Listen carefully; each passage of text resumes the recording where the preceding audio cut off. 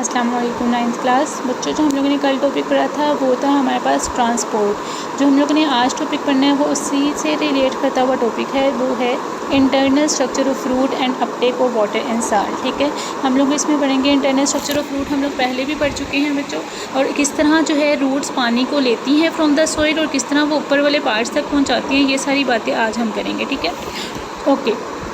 तो बच्चों, हम लोग को रूट्स के बारे में पता है, जड़ों को कहते हैं। जो जड़ें होती हैं वो क्या काम करती हैं बच्चों? दो इंपॉर्टेंट फंक्शन करती हैं। अगर आपको शॉर्ट क्वेश्चन आ जाए write the function of roots, तो आपने दो फंक्शन लिखने हैं। कौन कौन से? कि वो एक काम करिए एंकरिंग द प्लांट, वो हमारे प्लांट को फिक्स करने का काम करती हैं। ठीक है, वो इधर उधर नहीं होने देती। दूसरा चीज़ वो क्या करती हैं, वो एब्जॉर्ब करती हैं वाटर को और साल्ट को फ्रॉम द सॉइल। सॉइल से वाटर और साल्ट को एब्जॉर्ब करती हैं और हमारे पार्ट ऑफ द जो प्लांट्स हैं वहाँ तक पहुँचाती हैं। ठीक है, अच्छा, उसके बाद जो है बच्चों हमारे पास स्ट्रक्चर ऑफ रूट है। स्ट्रक्चर ऑफ रूट देख लेते हैं कि किस तरह का स्ट्रक्चर होता है रूट का। ये हम लोग पहले भी पढ़ चुके हैं। मैं आपको इसको डायग्राम से समझाती हूँ। आपकी बुक की डायग्राम है बच्चों, इसमें आप देख सकते हो जैसे कि ये हमारे पास जो है ये रूट है और इसको खोल के उन्होंने अंदर का इसका इंटरनल स्ट्रक्चर जो है वो दिखाया हुआ है।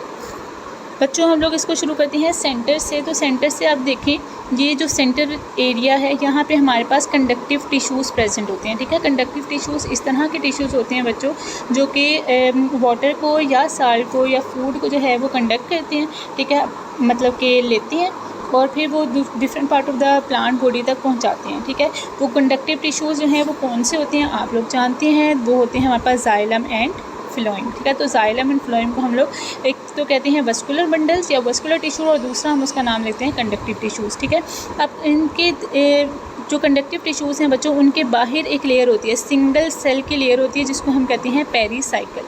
ठीक है, पेरीसाइकल के बाहर एक और लेयर होती है जिसको हम कहते हैं एंडोडर्मिस। ठीक है, एंडोडर्मिस ये भी जो है पतली सी लेयर होती है, सिंगल सेल लेयर होती है। अच्छा, एंडोडर्मिस के बाहर जो है बच्चों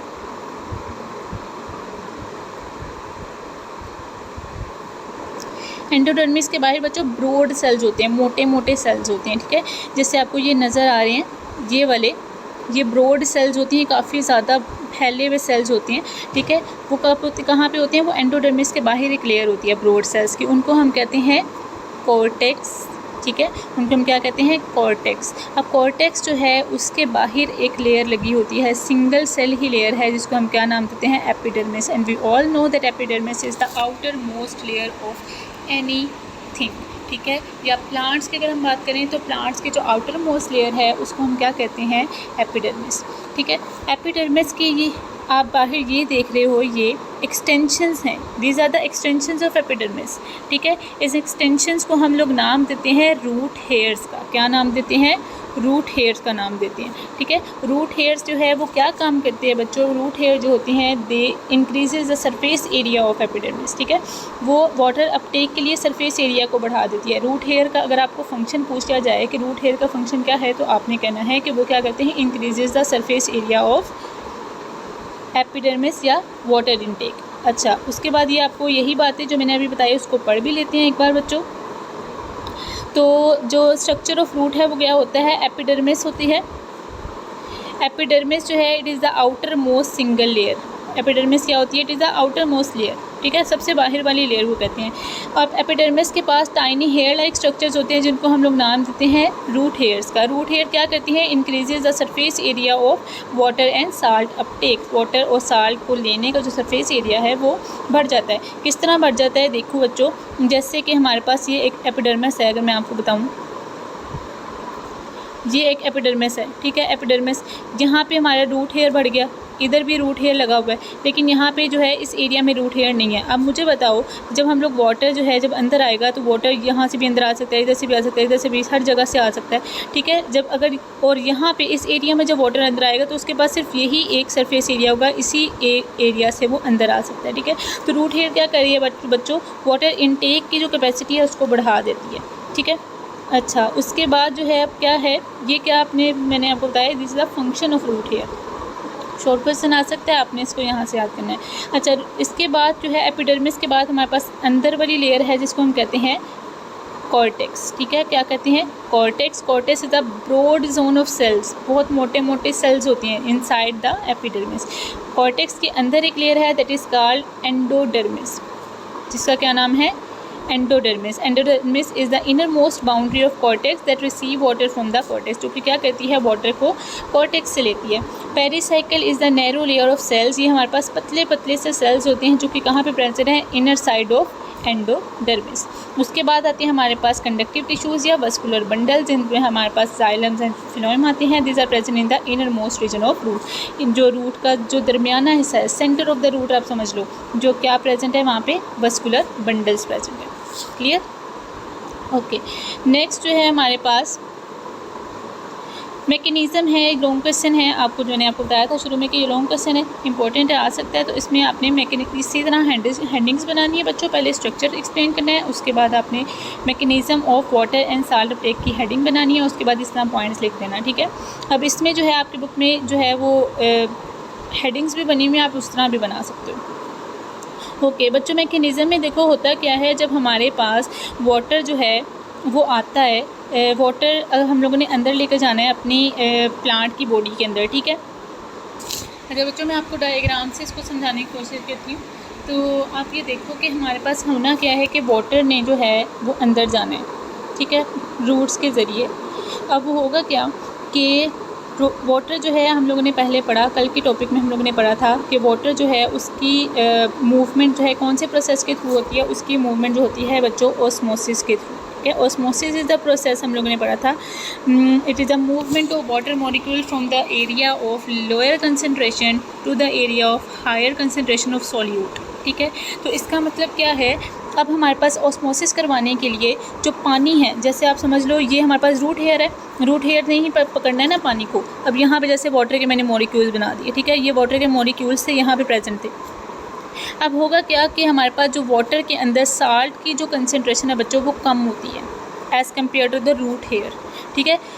अगर कम होगी तो ही ऑस्मोसिस का प्रोसेस होगा, वरना नहीं होगा। इस वजह से हमारी रूट हेयर जो है इसकी फ़र्स्ट अडेप्टेशन ही यही है कि अल्लाह ताला ने इनकी नेचर ही, इनका स्ट्रक्चर ही ऐसा बनाया है कि ये क्या करते हैं कि ये अपने अंदर साल्ट की कंसनट्रेशन को ना ज़्यादा कर देते हैं। अब साल्ट की कंसनट्रेशन को ज़्यादा करने के लिए कौन सा प्रोसेस यूज़ होता है, दैट इज़ एक्टिव ट्रांसपोर्ट, ठीक है। ये भी हम लोगों ने कल पढ़ा था कि एक्टिव ट्रांसपोर्ट जो है वो क्या होता है, इट इज़ अ प्रोसेस जिसमें हमारे पास क्या होता था कि ये वो वाला प्रोसेस था बच्चों जिसमें हमारे पास जो है मॉलिक्यूल्स की या आइंस की जो है वो मूवमेंट होती थी through the cell membrane from the area of lower concentration to the area of higher concentration by using the energy. अब वो एनर्जी को लगाते हुए हमारे रूट हेयर्स बच्चों क्या करेंगे कि वो जो है अपनी यहाँ पे रूट हेयर में अपनी इस सरफेस पे वो अपनी साल्ट की कंसनट्रेशन को ज़्यादा कर लेंगे। जब साल्ट की कंसनट्रेशन जो है जब वो ज़्यादा हो जाएगी तो क्या होगा, जो वाटर के मॉलिक्यूल्स थे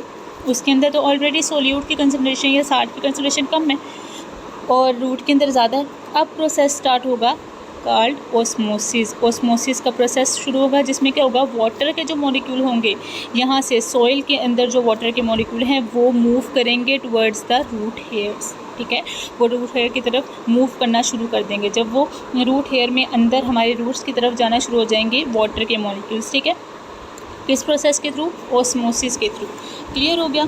अच्छा, अब क्या होगा इसके बाद हमारे पास जो है, और अब ऑस्मोसिस जो है हमने आपको बताया था कि ऑस्मोसिस जो है it is a type of passive transport. इसमें हमें एनर्जी की ज़रूरत नहीं पड़ती, ये ऑटोमेटिकली जो है वाटर के मॉलिक्यूल मूव करेंगे टुवर्ड्स द रूट। अब क्या होगा, रूट के कौन सी लेयर में प्रेजेंट थी, वो थी एपिडर्मिस पे प्रेजेंट, ठीक है। अब एपिडर्मिस की तरफ तो वाटर के मॉलिक्यूल्स आ गए। अब क्या होगा, यहाँ से आगे जो है पाथवे स्टार्ट होगा क्या कि जब एपिडर्मिस पे आ गए हमारे वाटर के मॉलिक्यूल्स और इसके अंदर पहले से साल्ट थे, अब जो वाटर के मॉलिक्यूल्स और साल्ट के मॉलिक्यूल्स हैं वो मिलेंगे और एपिडर्मिस से कहाँ पे जाएंगे, कॉर्टेक्स पे जाएंगे, ठीक है। कॉर्टेक्स क्या थी, सेकंड लेयर थी ना एपिडर्मिस के अंदर वाली लेयर, और ये ब्रॉड जोन्स की लेयर होती है, काफ़ी ज़्यादा सेल होती है। यहाँ से फिर इसके अंदर जो है एयर स्पेसेस भी प्रेजेंट होती हैं और वो कुछ जो है वाटर के मॉलिक्यूल वो सेल के अंदर से गुजरेंगे, कुछ जो है वो साइडों से जो जहाँ पे उनको स्पेस मिलेगी वो वहाँ से गुजर जाएंगे। और वो कौन सी लेयर पर जाएंगे बच्चों, वो जाएंगे एंडोडर्मिस पे, एंडोडर्मिस पे जाएंगे। एंडोडर्मिस के बाद वो अंदर वाली कौन सी लेयर है, वो है हमारे पास पेरिसाइकिल, वो पेरिसाइकिल पे जाएंगे। पेरिसाइकिल जो है वो एक जो है थिन लेयर की सेल थी, वहाँ से अंदर वो जाएंगी जहाँ पे उन्होंने ऊपर वाले एरियाज़ में जाना है। वो कौन से टिश्यूज़ थे? वो थे हमारे पास वस्कुलर बंडल्स। वस्कुलर बंडल्स में कौन कौन से है? Xylem and phloem. अब वाटर को कौन ले रहा है? जाइलम। तो यहाँ पे हम सिर्फ जाइलम की बात करेंगे। अब वो जो वाटर के मॉलिक्यूल्स हैं वो क्या करेंगे? जाइलम के पास चले जाएंगे। अब यहाँ से फिर वो ऊपर वाले जो भी एरिया है हमारे पास, जो डिफरेंट पार्ट्स होते हैं, उनके पास चले जाएंगे। ठीक है, अब जाएंगे कैसे मैं आपको बताती हूँ। ये जो होता है ना बच्चों, this is the transfer pathway. एक हमारे पास होता है, मैं आपको बताती हूँ, दो हमारे पास जो है आप कह लो पोजीशंस होती हैं। जब हमारे पास वाटर जो है यहाँ से आ रहा है, ठीक है, सॉइल से आ रहा है, तो ये वाला जो पाथवे है this is called the transfer pathway.